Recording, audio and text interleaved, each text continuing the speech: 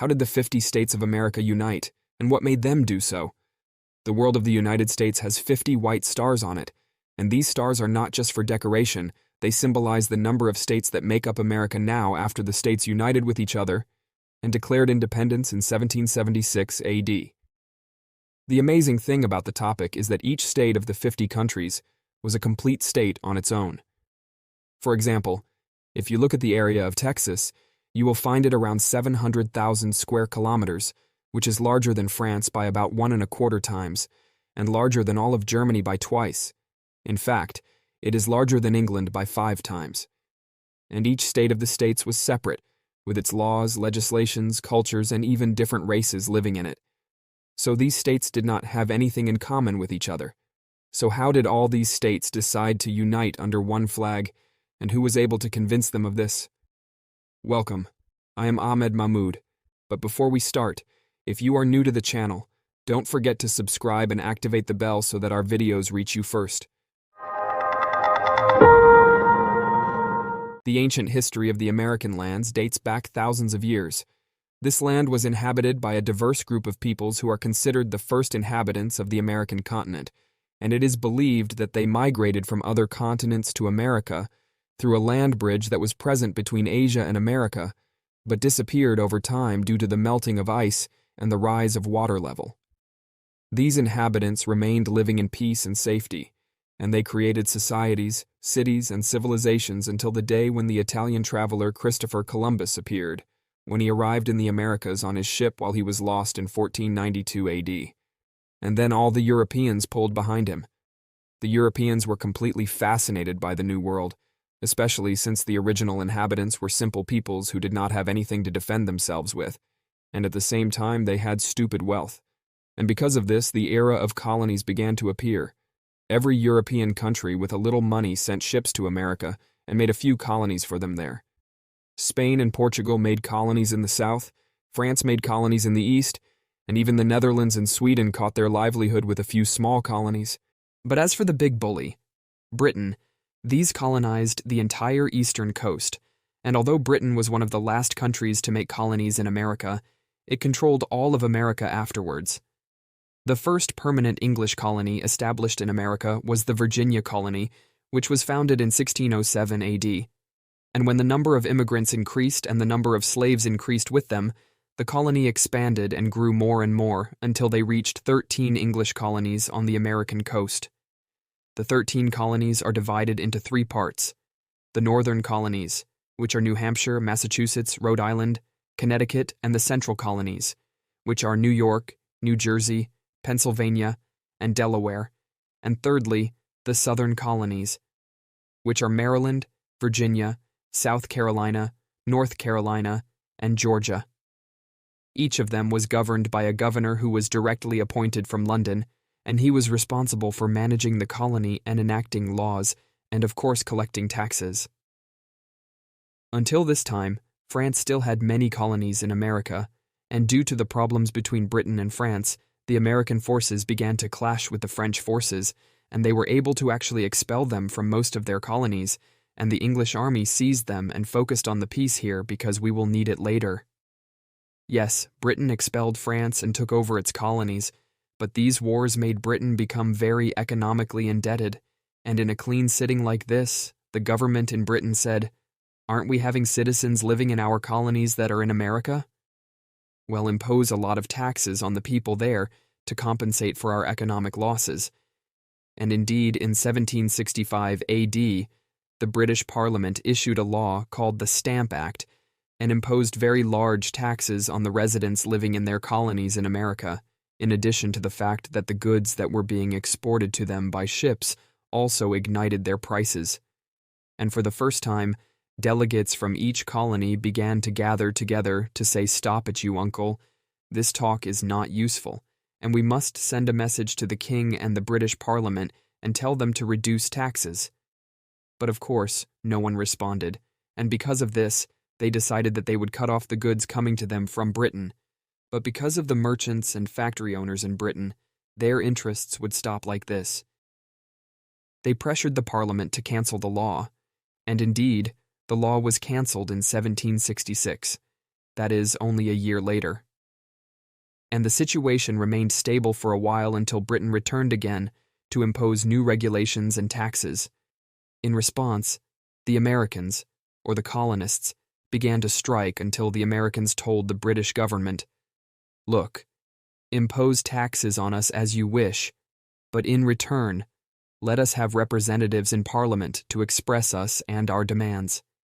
Because at that time, the colonists did not have any voice in Parliament. It was as if they did not exist. But of course the British government refused their request and told them to hit their blood in the smokiest wall, and went on to impose taxes on them again. Because of this, the colonists began to get noticeably angry until an incident occurred in December 1773. 3 ships loaded with goods were parked in the port of Boston, which belongs to the colonies. A group of settlers climbed onto the ship, destroyed the goods in it, and threw it into the water. They told them, "Isn't this the goods that you have wronged us with? Give it all in the water." The event was very bold and caused the rest of the colonists to express their anger against the British government, especially since the population of the colonies at that time had increased significantly. Can you imagine that in the period from 1625 to 1775, the population of the colonies increased from 2,000 people to 2,400,000 people? After the goods incident that happened in Massachusetts, Britain sent forces from the army there and dealt with the colonists very harshly. This made the rest of the colonies very upset with the government, and because of this, meetings took place between them to consult and think about what they could do and how to deal with Britain's audacity. The meetings that continued to take place between the delegates of the colonies created a sense of common identity within them. They felt that for the first time, they could make a decision from their minds without having to return to the British government. This was the point at which a new dream appeared. Why don't we secede from Britain and become a state on our own? Indeed, the 13 states coordinated with each other and established their own parliament, which they called the Continental Congress, meaning the Congress of the American continent. They put a set of regulations, such as the abolition of slavery from America, and anyone present on American lands is an American citizen and has rights, and they declared their independence on July 4, 1776, which America celebrates to this day as Independence Day. They wrote a document containing the text of the Declaration of Independence and published it among the colonists. One of the very famous sentences in this declaration, which is very popular among Americans to this day, is the sentence, "We see that these facts are the beginning of all people created equal and endowed by their Creator with inalienable rights.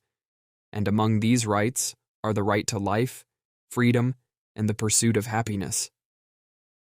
Of course, the story did not end here. The matter will not end, and the British response did not remain silent on this Declaration of Independence, and immediately sent its army to America, and a war broke out between the English soldiers and the colonists for a continuous 8 years.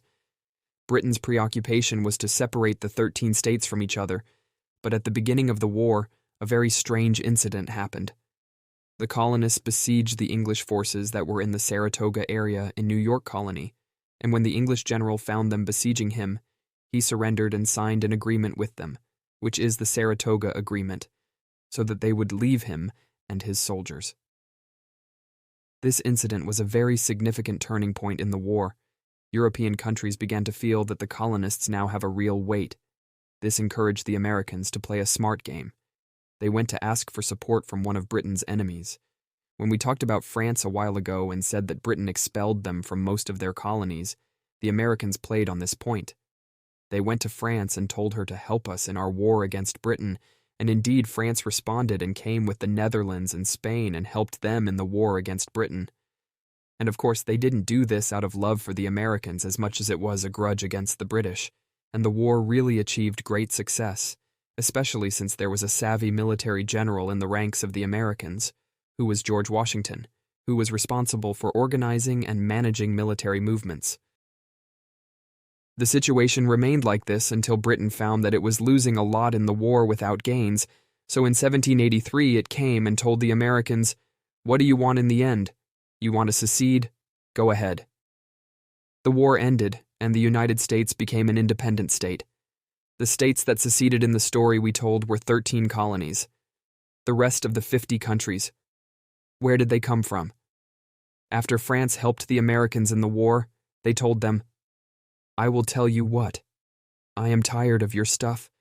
Buy our colonies that are still there," which were known at that time as Louisiana territories. The Americans told her they agreed, and indeed they bought their colonies for $15 million, and the area of America doubled. After a while, the Russians also had a piece of land, which is Alaska. When they got stuck in money, they told the Americans, "Buy this land from us." And indeed the Americans agreed and bought it for $7.2 million.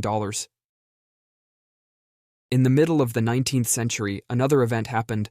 A large area called Texas was ruled by Spain, France, and Mexico.